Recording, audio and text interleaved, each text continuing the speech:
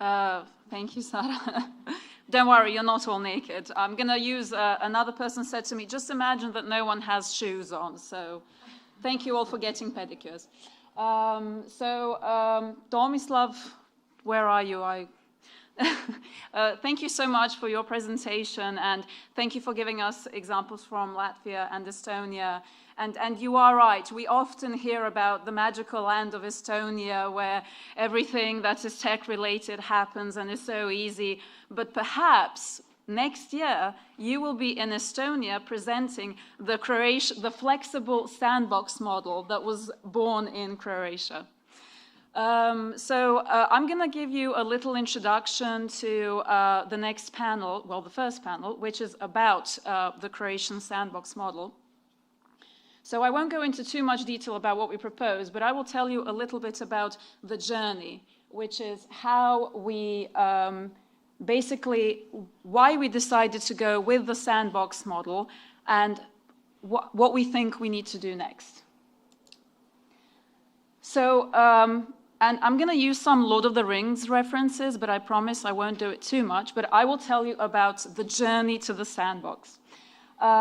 It all started back in February 2020 when the European Commission published its white paper on artificial intelligence. And if you're a policy geek, once you see a white paper, you get all excited because that means that there's a legislative framework that is coming, and that's always super exciting. So we said, okay, we have the white paper on AI, which sets Europe's course for legislating artificial intelligence. One thing that became very clear to us is that the starting point that the European Commission is taking is very risk-averse. So a couple of words that came out from this were risk, trustworthy, and human-centric. So we thought, okay, let's have a look at this. And one thing we saw was that there was a lot of talk about risk, but there was very little talk about innovation and how the European Commission plans to stimulate innovation.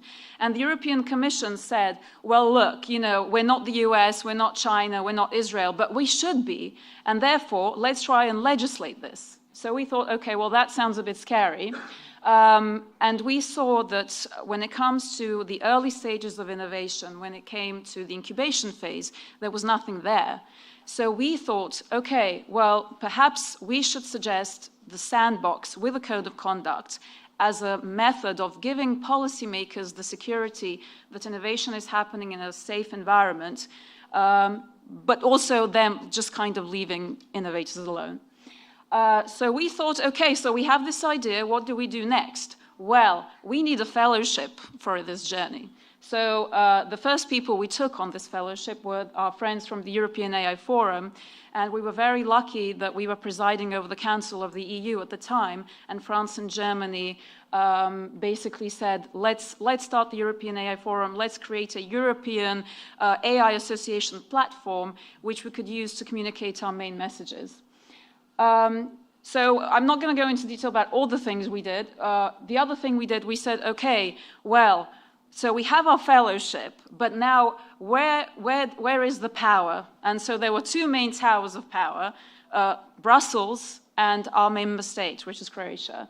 So we went on a path, on a journey, explaining why the sandbox is relevant and why the sandbox should be included in some kind of a legislative framework for artificial intelligence. April 2021, super exciting, the European Commission finally released its Artificial Intelligence Act.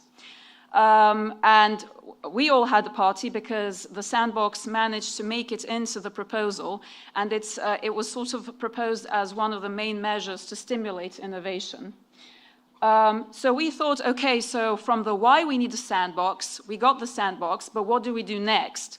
The sandbox, the way it's framed in the current proposal, it's very loose and very open. So we thought, okay, well, we need to help policymakers understand what should this sandbox look like.